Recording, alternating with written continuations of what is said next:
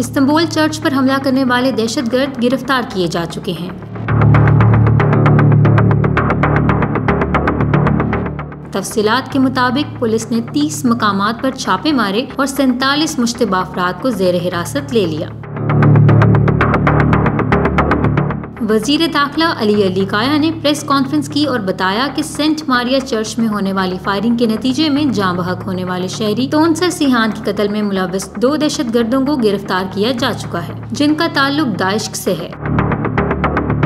वजीर दाखिला अली अलीकाया ने जाँ बहक होने वाले शहरी के खानदान और रिश्तेदारों से इजहार अफसोस करते हुए कहा कि मैं एक दफा फिर मुतासिरा खानदान के साथ इजहार अफसोस करता हूँ और हम गिरफ्तार दहशतगर्दों को कैफरे किरदार तक पहुँचाएंगे।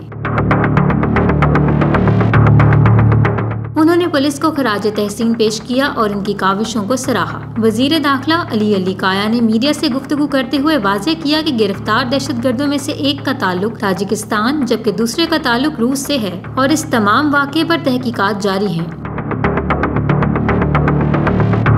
उन्होंने मजीद कहा कि जो भी हमारे मुल्क और कौम की सालमियत पर हमला करने की कोशिश करेगा इसे इसके भयानक अंजाम पर पहुंचाया जाएगा। डायरेक्टर ऑफ कम्युनिकेशन फरहदीन अल्तून के मुताबिक सदर एर्दोगान ने चर्च में खिदमात अंजाम देने वाले फादर अंटून बलाई से फोन पर बातचीत की और इस वाक़े पर अफसोस का इजहार किया। उन्होंने मजीद कहा कि हमारे कानून नाफिज करने वाले इदारे इस वक्त अपनी तमाम तर सलाहियतों के साथ मुतहर्रिक हैं और जल्द ही मुजरिमान को कैफरे किरदार तक पहुँचाया जाएगा।